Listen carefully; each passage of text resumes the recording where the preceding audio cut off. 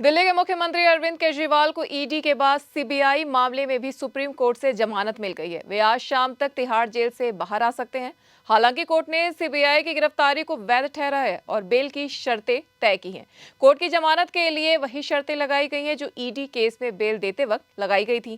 केजरीवाल को बाहर आकर उन शर्तों का पालन करना होगा।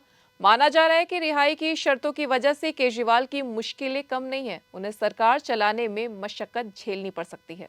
फिलहाल केजरीवाल की रिहाई से पार्टी नेता से लेकर कार्यकर्ता तक खुश हैं। सीएम आवास से लेकर पार्टी दफ्तर तक में जश्न मनाया जा रहा है। इससे बेहतर समय नहीं हो सकता आने का, क्योंकि इस वक्त पूरे हिंदुस्तान में एक ही उम्मीद सबको लग रही थी कि कब केजरीवाल जी बाहर आएंगे।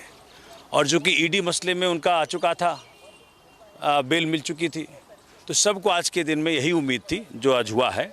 तो मैं सर्वोच्च न्यायालय का धन्यवाद करता हूँ कि आज सही समय पे सही फैसला ले लिया और अब डेमोक्रेसी को जो एक बल मिलेगा केजरीवाल जी के आने से, वो एक अद्वितीय बल मिलेगा।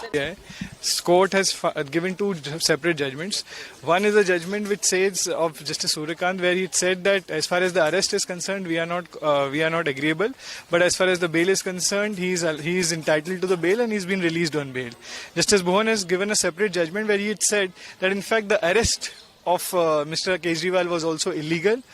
There was no necessity to arrest him. For 2 years the investigation was going on, and still he was arrested after he's got secured bail in the PMLA matter. And on those grounds he had said that the arrest was illegal. The grounds given in the arrest was also illegal according to him.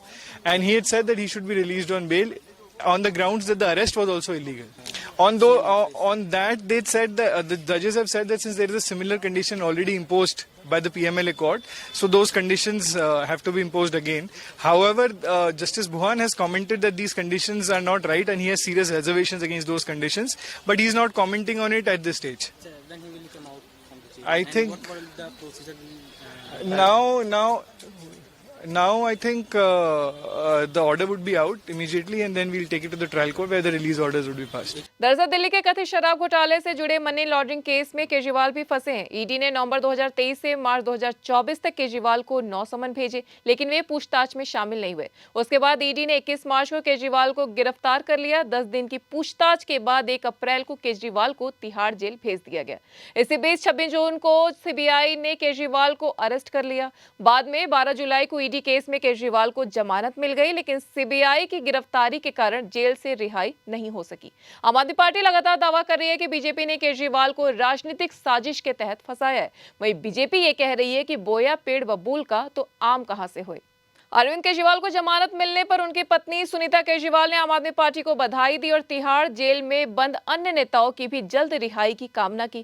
Kejriwal की पत्नी सुनीता केजरीवाल ने social media मंच x पर एक post में कहा कि आप परिवार को बधाई, मजबूत बने रहने के लिए बधाई, हमारे अन्य नेताओं को भी जल्द रिहाई की कामना करती हूँ। मंसूबों में पानी फिर गया। वो लोग विपक्ष के नेताओं को जेल में डाल के सत्ता में बने रहना चाहते हैं, उनका मकसद ही ये है। वहीं सुप्रीम कोर्ट के इस फैसले पर आम आदमी पार्टी के नेता मनीष सिसोदिया ने खुशी जताई। उन्होंने पत्रकारों से बात करते हुए कहा कि एक बार फिर से साबित हो गया कि अरविंद केजरीवाल जैसा सच्चा, ईमानदार, देशभक्त, कर्मठ नेता इस देश में नहीं है। जिनको गिरफ्तार करने के लिए भारतीय जनता पार्टी ने हजारों तरह की कुचक्र रचे, हजारों तरह की साजिशें रची, एक कट्टर ईमानदार आदमी को, काम करने वाले आदमी को, जनता के दर्द की, जनता की जिंदगी को संवारने के लिए जो काम कर रहा था, उनको उठा के जेल में डाला। इससे बड़ा पाप लोकतंत्र के इतिहास में नहीं हुआ। आज ऑनरेबल सुप्रीम कोर्ट को हम नमन करते हैं, उनको सलाम करते हैं, उनका धन्यवाद करते हैं। हम इस देश के संविधान का धन्यवाद करते हैं, बाबा साहब का धन्यवाद करते हैं।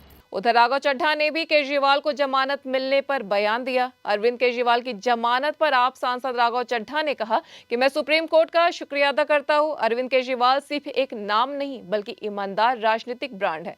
उनकी बढ़ती लोकप्रियता के कारण उन्हें 6 महीने के लिए जेल जाना पड़ा था। एक लंबे संघर्ष के बाद आज दिल्ली के मुख्यमंत्री, दिल्ली के बेटे अरविंद केजरीवाल जी लौट रहे हैं।